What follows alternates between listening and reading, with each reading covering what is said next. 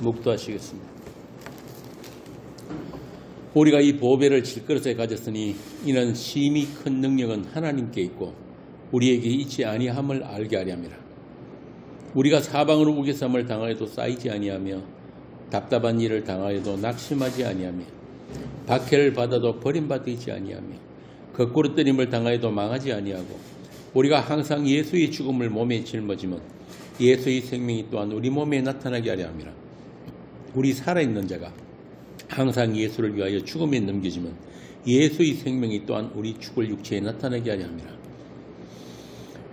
아버지 하나님, 심히 큰 능력이 하나님께 있고 우리에게 있지 않음을 알게 하시려고 우리 질그릇에 보배를 담아 주셨습니다.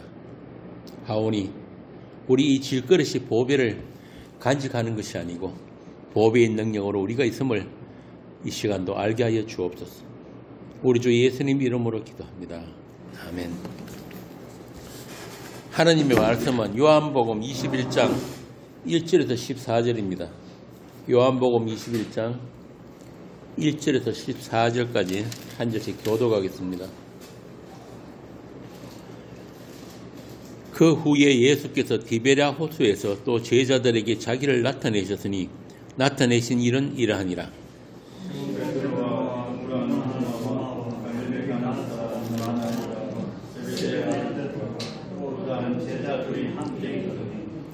시몬 베드로가 나는 물고기 잡으러 가노라 하니 그들이 우리도 함께 가겠다고 나가서 배에 올랐으나 그날 밤에 아무것도 잡지 못하였더니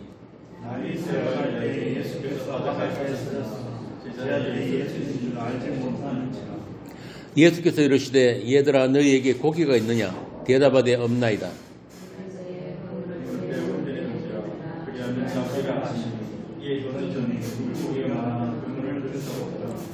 예수께서 사랑하시는 그 제자가 베드로에게 이르되 주님이시라 하니 시몬 베드로가 벗고 있다가 주님이라 하는 말을 듣고 겉옷을 두른 후에 바다로 뛰어내리더라.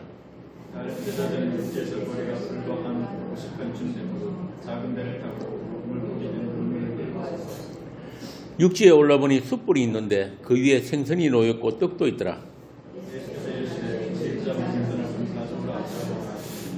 시몬 베드로가 올라가서 그물을 육지에 끌어올리니 가득히 찬 큰 물고기가 153마리라. 이같이 많으나 그물이 찢어지지 아니하였더라.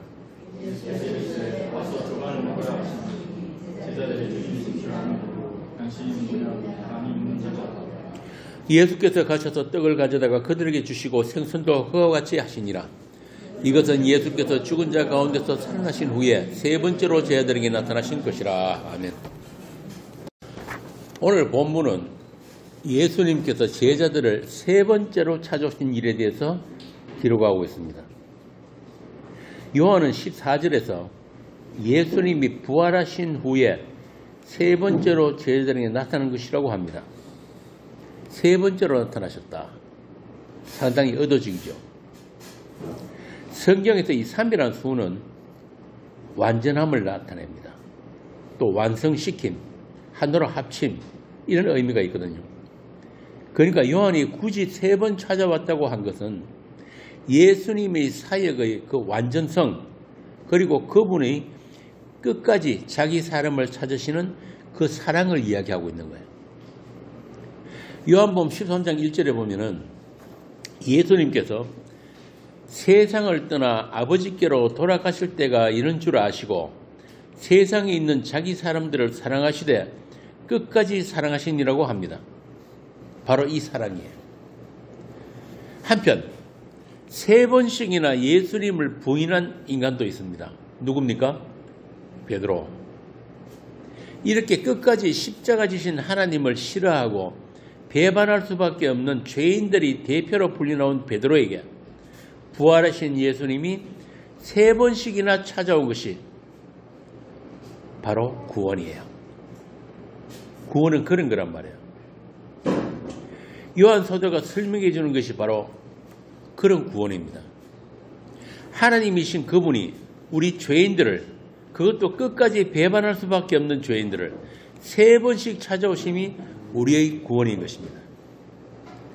그렇게 찾아오신 하나님에 의해 면목 없이 아무 한 것 없이 은혜를 잊게 되는 구원. 새 생명이 주어지는 그 구원을 오늘 본문이 보여주고 있는 것입니다.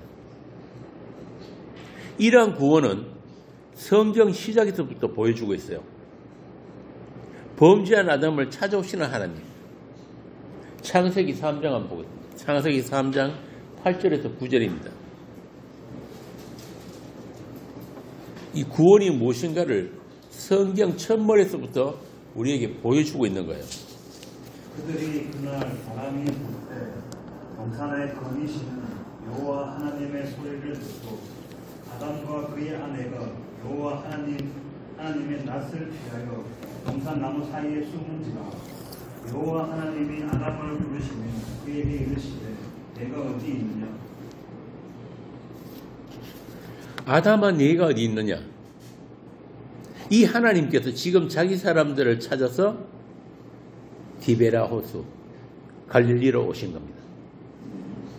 그것도 숯불까지 피워놓고 생선과 떡을 준비하시고 고기 잡으러 간 제 아들을 기다리고 계신 것입니다. 이 그림은 우리가 복음서에서 이미 보았던 장면이에요. 떡과 물고기. 뭡니까? 오병이어. 예수님에 의해서 나누어진 그 떡과 물고기. 요한복음 6장에는 이 오병이어 사건에 이어서 예수님께서 오병이어의 표적에 대한 해석까지 해주시는 것을 볼 수 있습니다. 요한복음 6장 26절에서 27절을 보겠습니다. 6장 26절에서 27절입니다. 예수께서 대답하여 이르시되 내가 진실로 진실로 너희에게 이르노니 너희가 나를 찾는 것은 표적을 본 까닭이 아니요 떡을 먹고 배부른 까닭이로다. 떡을 양식을 위하여 일하지 말고 영생하도록 있는 양식을 위하여 하라. 이 양식은 인자가 너희에게 주리니 인자는 아버지 하나님께서 인치신 자니라. 한 군데 더 봅시다. 6장 32절에서 33절입니다. 예수께서 이르시되 내가 진실로 진실로 너희에게 이르노니 모세가 너희에게 하늘로부터 떡을 준 것이 아니라 내 아버지께서 너희에게 하늘로부터 참떡을 주시나니 하나님의 떡은 하늘에서 내려 세상에 생명을 주는 것이니라. 분명하죠. 이렇게 예수님이 살과 피를 먹어야 할 자들을 찾아오셔서 다시 한번 구원이란 무엇인가, 영생이란 무엇인가를 확인시켜 주는 거예요. 하나님이신 예수님이 자기 사람들을 위해 세상에서 피를 흘리셔야 한다는 사실을 제자들도 몰랐단 말입니다. 그런 하나님을 베드로는 극구 말리기까지 했어요. 그러니까 예수님 뭐라고 하십니까? 사단아 물러가라. 하나님의 약속을 이루는 일을 방해하는 것이 바로 사단의 생각이라는 거예요. 사단의 목적은 그 하나밖에 없어요. 어떻게 하면은 하나님의 약속이 이루어지지 않을 수 있는가. 땅에서 난 자들, 그러니까 사단과 결합된 자들의 생각은 베드로처럼 예수님이 십자가 지는 대신 우리에게 당신의 힘만 보여주세요. 당신의 그 힘을 우리에게 나누어 주세요.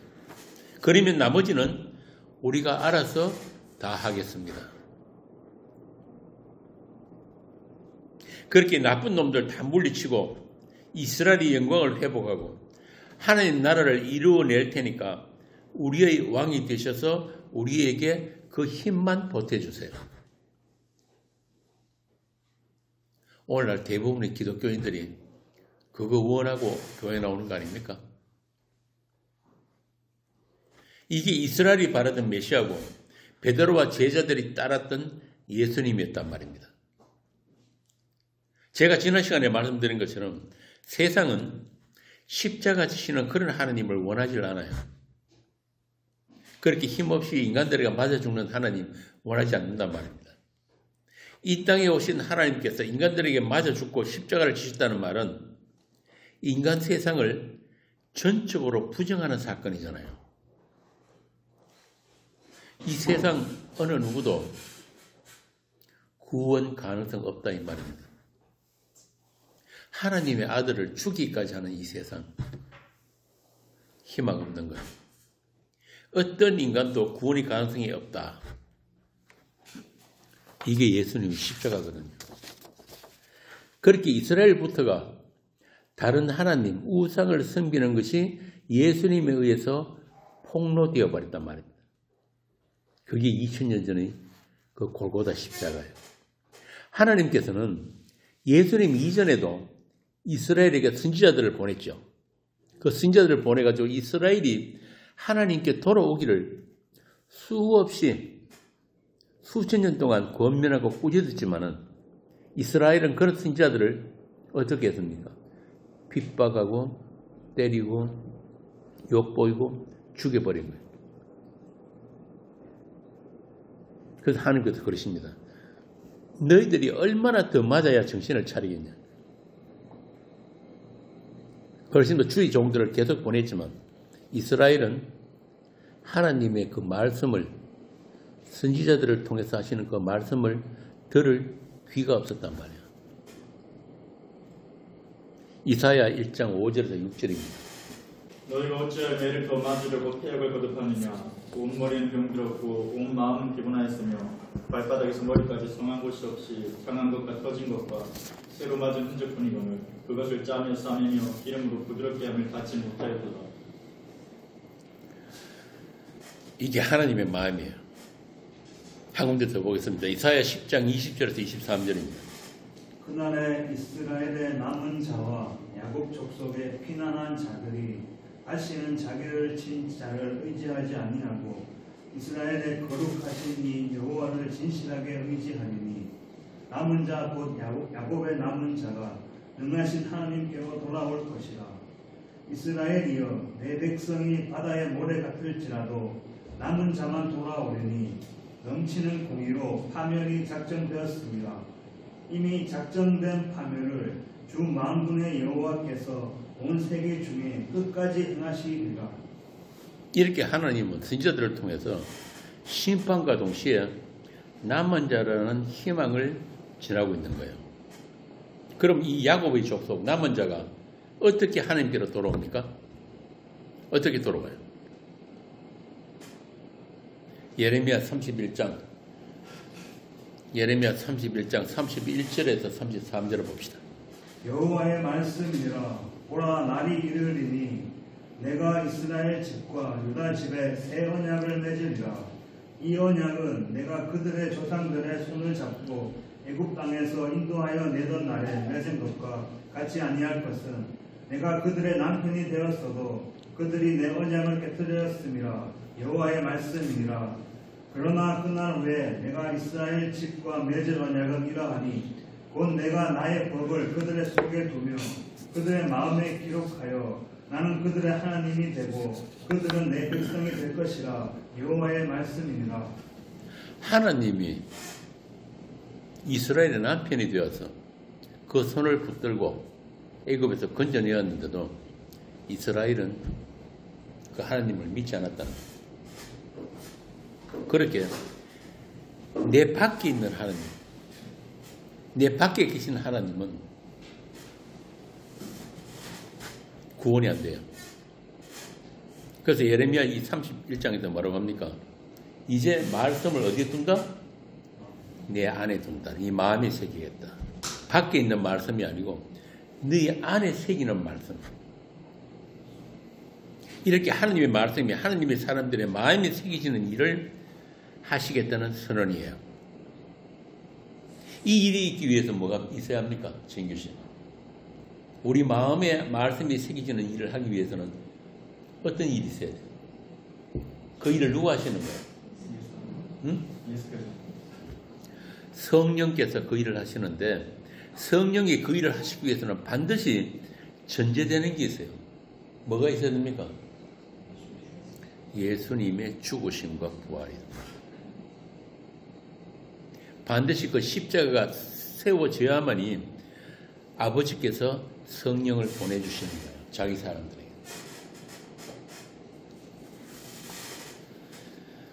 이 땅에 말씀으로 오신 예수님과의 연합입니다. 언약의 죽음을 주으신 그 예수님의 죽음, 그 살과 피가 나누어진 자들을 부활의 생명에도 연합시켜서 새 창조가 일어날 것을 구약에서부터 선지자를 통해서 약속하셨단 말입니다. 이스라엘의 자격이나 조건과 상관없이 그들의 어떠함에도 불구하고 하나님은 자기 사람들을 찾아오시고, 우리가 찾아가는 하나님 아니라는 말입니다. 찾아오시는 하나님. 또 그들을 사랑하시되 끝까지 사랑하시며 영원전의 약속대로 우리에게 생명 주시기를 기뻐하시는 하나님이에요. 하나님의 뜻은 그거란 말입니다. 요한복음에 나오잖아요. 하나님 뜻이 뭐라 그럽니까? 우리에게 영생 주시는 것, 생명 주시는 거예요. 계집종 앞에서 3번씩이나 예수님을 부인했던 그 베드로, 그렇게 생존밖에 모르던 베드로에게 생명을 주시기 위해 부활하신 예수님은 3번째 갈릴리로 찾아오십니다. 아까 말씀대로 3번째 찾아오신다는 말은 끝까지 찾아오신다는 거예요. 완전하게 찾아오십니다. 부활하신 예수님을 만나고도 나는 물고기 잡으러 가노라 하는 그 베드로에게 예수님은 숯불을 피워놓고 떡과 물고기를 준비하시고 그들을 기다리고 계신 것입니다. 그렇게 제자들이 허물과 배신을 덮으시고 찾아오시는 예수님, 그 덮으심과 찾아오심이 우리의 구원인 것입니다. 여러분 한번 생각해 보세요. 여러분이 지금까지 살아오면서 했던 모든 일들, 그 어느 것 한 가지도 죽을 짓 아닌 게 있습니까? 저는 그래요. 저는 가만히 생각해 보면 참 인생이 죽을 짓만 쌓였구나. 차성과 가사대로. 주님 앞에 내어놓을 만한 선한 것이 하나도 있느냐 말입니다.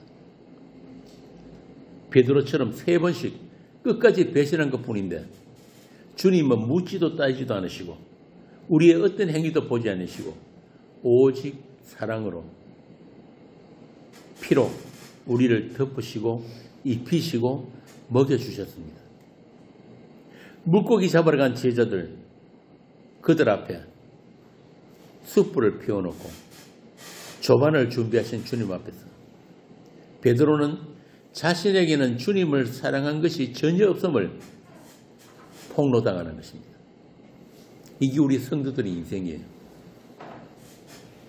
그렇게 저와 여러분의 인생에도 이런 주님이 찾아오심으로 인해서 전적 죄인됨이 폭로당하는 그런 사건들이 발생할 것입니다.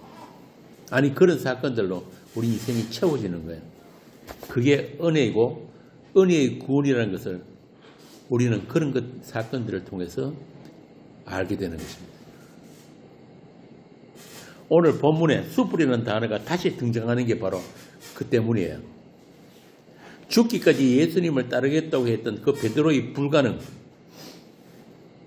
그 거짓됨을 폭로시키는 숯불입니다. 예수님을 저주하면서까지 3번씩 부인했던 바로 그 자리에 있던 그 숯불이란 말입니다. 기억나시죠? 예수님이 붙잡히던 그 밤에 베드로가 계집종 앞에서 같이 숯불 쬐면서 뭐라고 합니까? 저주까지 하면서 예수님을 부인하잖아요. 그렇게 스스로의 의지나 결단으로 예수님을 쫓으려 했던 그 베드로는 여전히 아담 안에 있는 베드로예요.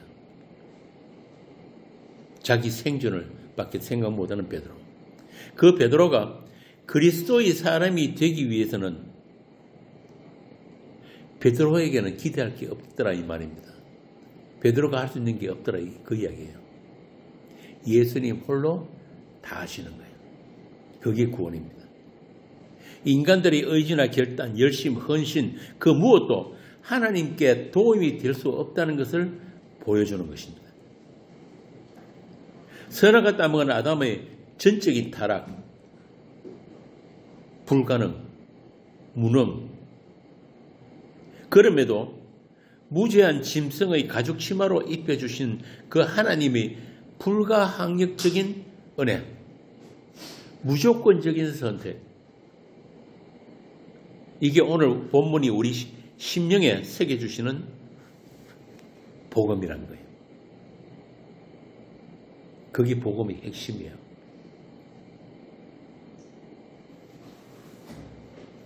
전혀 불가능한 뒷거리고 없으면 우리에게 하나님의 하나님 되심을 보여주시는 사건들로 성도의 일생이 채워진다는 것을 우리는 감사해야 합니다. 그게 없으면 우리는 여전히 나 안에 갇혀 있고 이 세상에 갇혀서 함께 멸망당할 수밖에 없는 그런 죄인들인 것입니다.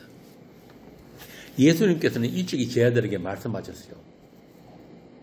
나를 보내신 이의 뜻은 내게 주신 자 중에서 내가 하나도 잃어버리지 않고 마지막 날에 다시 살리는 이것이다. 다시 살리신다는 말은 우리가 어떤 상태였다는 겁니까? 다 죽어 있다는 이야기잖아요. 이게 하나님이 우리를 보시는 시각이란 말이에요. 죽어 있다는 말은 바꾸어 말하면 우리가 하나님과 분리되었다는 뜻이에요. 분리되어 있다. 그래서 잃어버린 것의 회복. 인간은 본래 하나님과 하나였거든요. 첫사람 아담은 하나님과 하나였어요. 하나님 저기 있고 나의 그게 아니었단 말입니다. 그렇게 하나님과 하나였을 때 그 하나님 안에서만 우리는 산 존재예요. 있음이란 말입니다. 그런데 아담의 범죄로 하나님과 분리됨으로 해가지고 그 하나님적인 생명을 잃어버린 것입니다. 하나님을 잃어버렸어요. 그것을 예수님께서 다시 살리신다. 무엇으로 살립니까? 자신의 살과 피로, 자신의 죽음만으로 우리를 묶어버리고, 그렇게 자기 자신의 죽음에 연합된 자들을 예수님이 그 부활의 생명에도 같이 연합시켜 주시는 거예요. 그래서 오늘 이 장면처럼 예수님께서 자기 사람들을 찾아오셔서 자신의 살과 피를 나누어 주시는 거예요. 도저히 불가능한 그들의 입을 강제로 벌려가지고 먹여주신단 말입니다.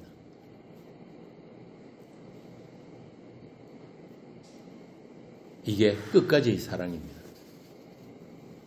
그렇게 이 살과 피를 먹은 자는 또한 그 죽어있는 세상들을 향해서 이 땅을 다녀가신 그 예수가 생명이라는 것을 증거하게 되는 거예요.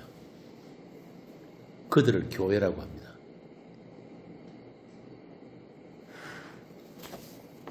그리고 그들은 그 정언으로 인해서 세상에 대해서 십자가로 못 박힌 자들이에요. 갈라디아에서 바울이 말한 그 예수의 흔적이란 말입니다. 내가 예수의 흔적을 가졌노라. 그 죽음이 날마다 발생하는 사람들이 하나님의 피로 사신 교회입니다. 세상에다 십자가 못 박겠다 그러니까 만날 세상 사람들한테 두드려 맞아 죽는다 그런 이야기가 아니에요. 이 세상과 우리 사이에 눈에 보이지 않는 그 경계, 피라는 그 경계를 날마다 확인하는 사람들이에요. 내가 살 곳은 이 세상이 아니구나. 예수님이 말해 놓으신 그 거처가 따로 있구나. 그 일을 위해서 세상이 또한 여러분들을 날마다 밀어내주고 있는 거예요. 아무리 세상을 사랑하려고 해도 그 세상이 여러분들을 밀쳐낸단 말입니다. 너는 우리 과가 아니야.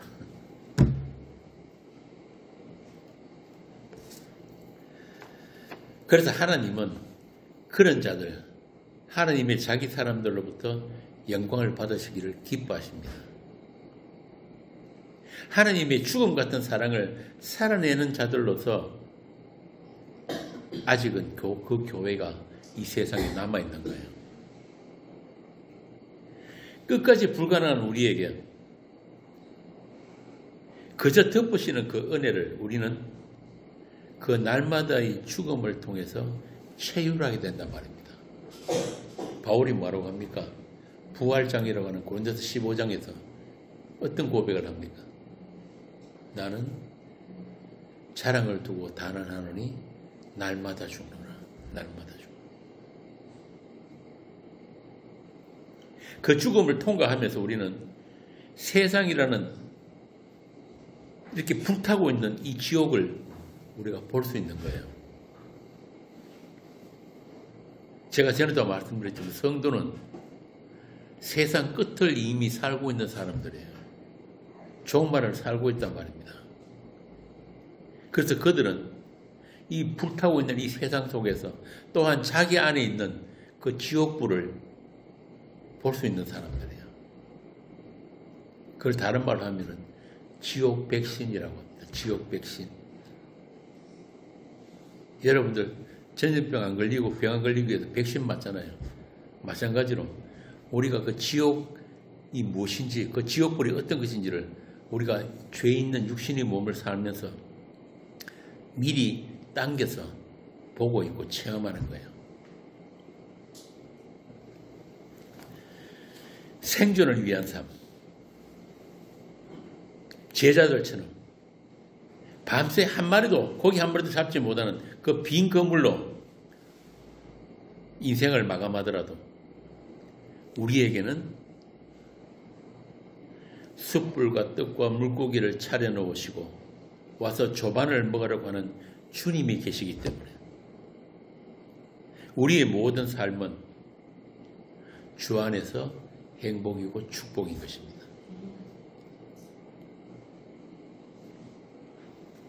이제 여러분은 주님의 말씀에 의지하여 153마리의 물고기를 건져 올리는 진짜 어부가 될 것입니다. 사람을 낚는 어부예요.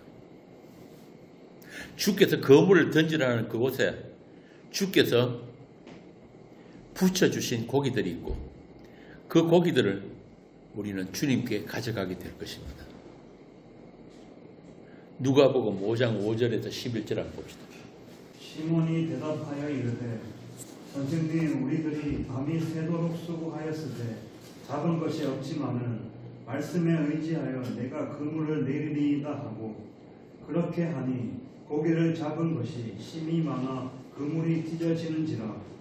이에 다른 배에 있는 동무들에게 손짓하여 와서 도와달라 하니 그들이 와서 두 배의 채움에 잠기게 되었더라.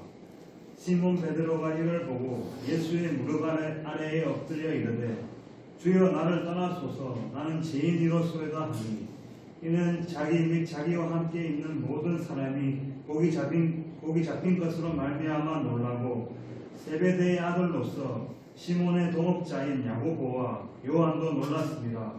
예수께서 시몬에게 이르시되 무서워하지 말라. 이제 후로는 내가 사람을 취하리라 하시니 그들이 배들을 육지에 대고 모든 것을 버려두고 예수를 따르니라. 이제 예수님이 이 말씀이 이루어지게 된 것입니다. 베드로가 건져 올린 물고기가 아니기 때문에 그물이 찢어지고 또 모든 것을 버려두고 주님을 쫓았던 그들처럼 이제 주께서 건져 올린 여러분, 주께서 건져 올린 성도들은 주님과 함께 영생의 식탁에 앉혀지고 주님이 베풀어 두신 그 조반, 그 식탁에 앉혀지고 함께 생명의 떡을 나누게 되는 것입니다. 그렇게 죽은 세상 속에서 원수들 앞에서도 목자 되신 하나님께 찾아짐받은 그 성도들은 주께서 부으시는 그 기름 부으심으로 찬송할 수 있는 것입니다. 시편 23편입니다. 짧으니까 한번 읽어보세요. 여호와는 나의 목자시니 내게 부족함이 없으리로다. 그가 나를 푸른 풀밭에 누이시며 실만한 물가로 인도하시는도다. 내 영혼을 소생시키시고 자기 이름을 위하여 의의 길로 인도하시는도다. 내가 사망의 음침한 골짜기로 다닐지라도 해를 두려워하지 않을 것은 주께서 나와 함께 하심이라. 주의 지팡이와 막대기가 나를 안위하시나이다. 주께서 내 원수의 목전에서 내게 상을 차려주시고 기름을 내 머리에 부으셨으니 내 잔이 넘치나이다. 내 평생의 상하심과 인자하심이 반드시 나를 따르리니 내가 여호와의 집에 영원히 살리로다. 주께서 차려주시는 그 상, 바로 오늘 본문의 그림이에요. 도저히 불가능한 저희 제자들을 찾아오셔가지고 주께서 미리 준비하신 그 상, 조반을 먹으라. 이게 우리 인생이란 말입니다. 우리는 다 이 세상이라는 사망의 골짜기를 지나고 있잖아요. 어떤 이들은 아마 그럴 겁니다. 에이, 아닌데요. 돈만 있으면 얼마든지 행복한 세상인데. 맞습니까? 왜 그런 루저들이나 하는 소리를 하냐고. 아니에요. 아무리 많은 것을 가져도 하나님의 사람들은 이 세상 속에서 그것으로 행복하지 않습니다. 그리고 그들에게만 이 세상은 하나님의 소망을 이루는 고난으로서의 세상이 될 것입니다. 똑같은 세상이라도, 똑같은 사건과 환경이라도 하나님의 사람들에게는 그 의미가 다르단 말입니다.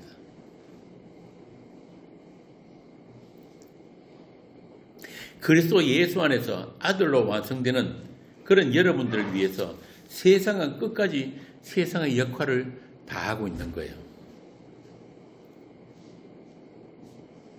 하나님이 지으신 이 첫 창조의 세상은 그렇게 여러분들을 위해서 있어야 하는 세상이에요. 제가 지난 시간에 말씀드렸지만 이 세상에 일어나는 모든 사건들도 여러분들에게 해석당하기 위한 그런 사건들입니다. 대통령이 탄핵을 당하든 계엄이 일어나든 그 모든 사건들은 여러분들에게 해석당하기 위한 사건들의 그 외에 아무것도 아니에요. 그렇게 세상은 세상 끝날까지 세상으로서의 역할을 다 해야 하는 것입니다.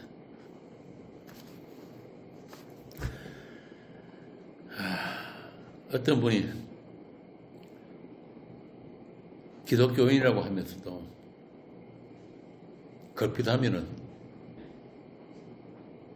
촛불 들고 광화문 나가는 분들 있죠. 그렇게 우리가 기독교인으로서 세상의 정의를 실현해야 한다. 제가 단언하지만 세상 끝날까지 이 세상에는 정의란 게 없습니다. 아담으로부터 오늘날까지 한 번도 인류 역사에 정의가 실현된 적이 없어요.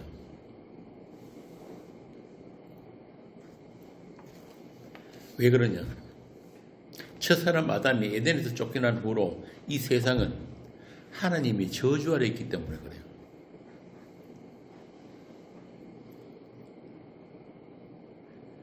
하나님이 보시기에 좋지 않은 세상, 로토브의 세상이란 말입니다. 하나님이 처음에 세상을 지으시고 첫날, 둘째 날, 셋째 날 계속 뭐라고 하십니까? 보시기에 좋았더라, 좋았더라. 그 좋았더라가 깨어져 버린 세상이에요. 아담이 범죄로 인해서. 그런 세상에 인간들이 합심해서 힘을 모아서 정의를 실현한다? 안 된단 말입니다.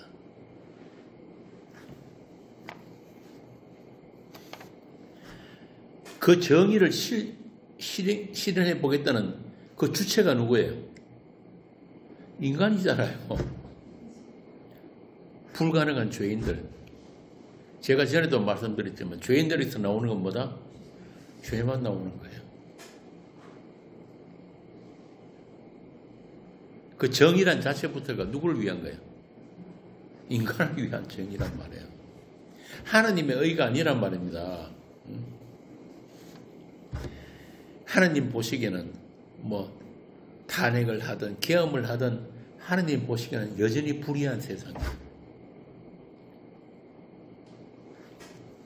그래서 그 세상에 대해서 불의라고 있는 그대로를 말씀하신 한 분이 바로 예수님인 거예요. 이 땅에 오신, 하늘에서 오신 그분이 이 세상에 대해서 뭐라고 하십니까? 요한복음 1장에 보니까 세상을 뭐라고? 어둠이라고 하십니다. 어둠. 죽은 세상이라고. 그 죽은 자들이 무슨 정의가 있고,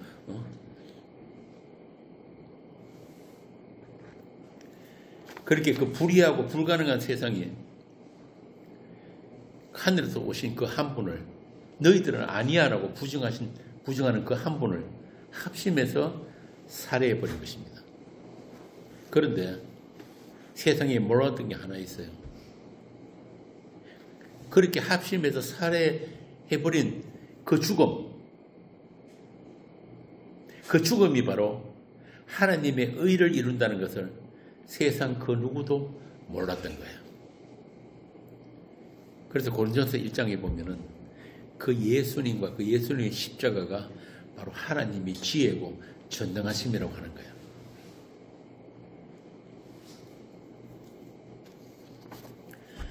여러분들은 아시잖아요. 그렇게 하나님의 의를 이루실 분, 그 한 분이 예수님이라는 것을. 그리고 이 세상 역사의 주인도 그분이라는 것을 우리는 안단 말입니다. 그 예수 안에 있는 여러분들만 하나님이 보시기에 좋은 거예요. 토브란 말이에요. 보시기 좋았더라. 그리스도 안에 있는 새 피조물. 그 여러분들만 하나님께서 의로 여겨주시는 거예요. 여러분들이 진짜 착하고 의로워서 어려운 게 아니고 그리스도 예수 안에 있기 때문에 하나님께서 여러분들을 의롭다고 여겨주시는 거예요. 이게 로마서. 그리스도의 피로 어떤 흠도 없고 거룩한 아들들. 이게 영원전에 있었던 하나님의 약속이었단 말입니다. 그런 여러분들을 위해서 아직 이 우주가, 이 하늘과 땅이 제자리에 있는 거예요. 이 여러분들 가운데 마지막 성도 한 사람의 목이 베어지면은 이제 하늘은 큰 소리로 떠나가고 이 땅도 풀어질 것입니다. 그래서 이 세상 모두가 여러분을 위해 있다는 말이 바로 그 말이에요.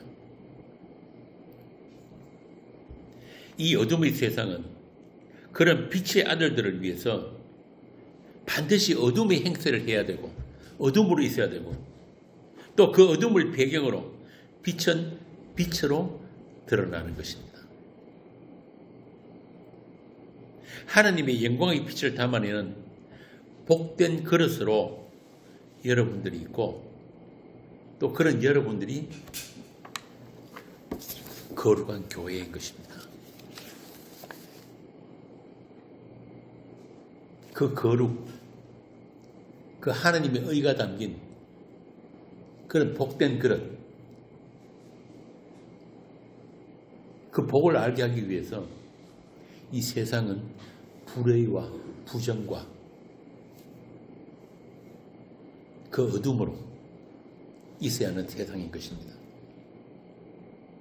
이제 우리는 하나님을 알고 그가 보내신 자 예수를 아는 복된 교회입니다. 그로 인해서 세상으로부터 분리된 그 고난도 살아내야 하는 교회예요. 그러나 그런 여러분들을 통해서 흘러나오는 그 생명수가 세상의 모든 생물들을 소생케 할 것입니다. 에스겔서 47장에 나오는 그 성전의 물이란 말입니다.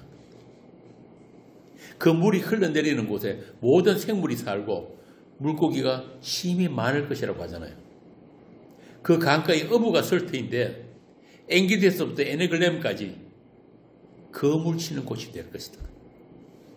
그 고기가 각기 종류를 따라서 큰 바다의 고기같이 심히 많으리라.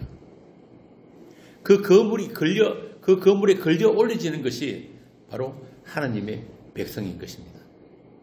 그들이 세상에 흩어진 153의 백성이에요. 오늘 본문에 나오는 153마리 그 물고기라는 뜻이에요. 그러니까 굳이 본문에 153이라는 숫자를 적어 놓은 것은 세상 모든 물고기 종류를 그 당시는 153마리로 알고 있었거든요.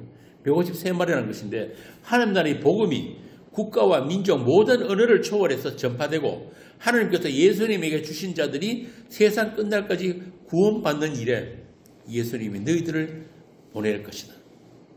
너희들을 보내가지고 사람을 낳는 어부가 되게 하실 것이라는 그 메시지가 함께 들어있는 것입니다. 그래서 본문 6절 11절에 거물을 들고 끌어올리라는 그 단어가 그 말이 요한복음에서 반복해서 나오는 거예요. 요한복음 12장 32절에 보면은 내가 땅에서 들리면 모든 사람을 내게 이끌겠다. 이 같은 말이거든요. 이 말씀에 근거해서 예수님에 의해 이끌려 나온 자들을 153마리 물고기로 비유한 것입니다. 밤새 헛수고만 하고 아무 소득도 없는 그 바다에서 예수님의 말씀에 의지하여 그물을 오른편에 던졌을 때 수많은 물고기가 잡혔다고 하니까 자, 이걸 또 이 세상 종교인들이 예수 믿고 예수 말씀에 순종하면은 성공한다. 그래, 여러분들 잘 아시는 모나미 볼펜 있잖아요. 그거 보면은 뭐라고 적겠습니까? 153. 이런 식으로 말씀을 왜곡하는 자들이 세상 종교인들이에요. 이 150이라는 숫자는 그렇게 단순 무식한 그런 내용이 아니고 인간 구원에 있어서 인간들의 무용성, 무능력을 가르치는 말씀이에요. 그게 153이란 말입니다. 하여튼 죄인들은 어떤 말씀도 자기 유익을 위해서 써먹고 그렇게 말씀을 왜곡하고 혼잡하게 하는 그런 본성이 있어요. 그런데 그거 아니란 말입니다. 예수님 말씀에 순종해서 내 배불리는 데 써먹는 그런 말씀이 아니에요. 예수님이 말씀의 그 권능과 그 주권, 구원의 주권이 주님께 있다는 그런 내용입니다. 오직 구원은 하나님의 약속에 있고 하나님에 의해 시작되고 진행이 되고 완성된다는 그 은혜의 완결성에 대한 이야기란 말입니다. 이 153이. 그렇게 그 은혜의 왕로로서 일생 동안 내내 끌려다니는 게 우리들의 구원의 현재성이에요. 그를 위해서 주님은 수시로 우리를 갈릴리로 데리고 가시고 또 우리 앞에 숯불을 피워놓고 기다리시는 것입니다. 맞습니다. 나는 주님의 은혜가 아니면 당신의 불쌍히 여기심이 아니면 안 되는 불가능한 죄인이 맞습니다. 그러면서 그분이 주시는 것들을 면목 없이 빈손으로 받아먹는단 말입니다. 이게 우리 구원의 현재성이에요. 그렇게 우리 인생은 그 은혜의 필연성을 배우기 위해서 밤새 헛수고만 하면서 털리고 폭로당하고 비워지면서 그렇게 우리 인생이 그런 사건들로 채워지는 것입니다. 그런 우리 앞에 주님은 숯불을 피워놓고 기다리신단 말입니다. 무용지물의 그런 우리를 탈탈 다 털리고 비워진 우리를 주께서 예수님 당신으로 채우시고 당신의 말씀으로 채우셔서 마침내 우리를 하느님 나라로 완성하실 것입니다. 아니, 그 나라는 이미 묵시 안에 완성되어 있습니다.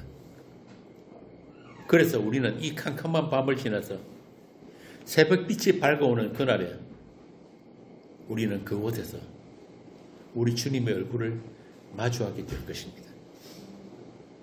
갈릴리의 예수, 우리가 만났던, 우리 앞에 숯불을 피워놓고 계시던 그 예수, 그 주님과 얼굴을 마주하면서 우리는 그 은혜의 영광을 영원토록 노래하게 될 것입니다. 그러니까 그날까지 우리 주님이 챙겨주시는 그것들, 그 떡과 물고기 잘 드시고 또 때로는 투덜거리기도 하면서 이 남은 광야 인생 잘 살아내시기를 바랍니다. 세상은 금방 지나가니까요. 우리 인재 씨도 힘들고 진규 씨도 힘든데 금방 지나가는 거예요. 내가 살아보니까 금방 지나가더라고요. 70인생 눈 깜짝할 사이 지나. 다시 말씀드리지만 구원은 하나님의 약속이에요. 우리가 끼어들 수 없는 하나님의, 우리가 있기 전에, 창세기 전에 약속이란 말입니다. 하나님에 의해서 시작되고 하나님에 의해서 진행되고 또 하나님에 의해서 완성되는 그 전부 다가 은혜의 사건들이에요. 저와 여러분은 그 은혜의 사건들로 채워지는 인생을 잠시 살다가 우리가 있어야 할 그곳, 그 영원의 시간으로 돌아가면 되는 것입니다. 그런 우리를 주께서는 세상과 분리시키시고 주께서 여러분 앞에 숯불을 피우시고 그렇게 불가능한 죄인으로 우리를 폭로시켜 주시면 우리가 할 일은 뭡니까? 맞습니다. 저는 당신의 은혜 아니면 아무것도 아닙니다. 저에게는 당신의 은혜, 당신의 그 용서가 전부입니다. 그렇게 두 손 들고 항복하시면 되는 거예요. 그 자리가 저와 여러분이 있어야 하는 자리입니다. 우리를 사랑하시되 끝까지 사랑하시는 주님과 언제나 함께 할 수 있는 이 행복을 함께 누릴 수 있기를 빕니다. 기도하겠습니다. 아버지 하나님의 영원하신 은혜를 감사합니다. 우리의 어떠함과 상관없이 주님을 사랑하신 그 사랑으로 우리를 사랑하심을 이제 우리가 알았습니다. 아무것도 가지지 못해도 아무 힘이 없어도 또 어떤 환경에서도 우리에게 거저 부어주시는 그 사랑만으로 충분한 우리가 되게 하시고 또 우리가 있는 곳마다 우리에게 담아주신 그 진리의 생수가 솟아나고 나누어지는 그런 생명의 역사가 이루어지게 하여 주옵소서. 말씀에 의지하여 거물을 내리는 어부들이 다 되게 하여 주옵소서. 주 예수 그리스도의 이름으로 기도합니다. 아멘.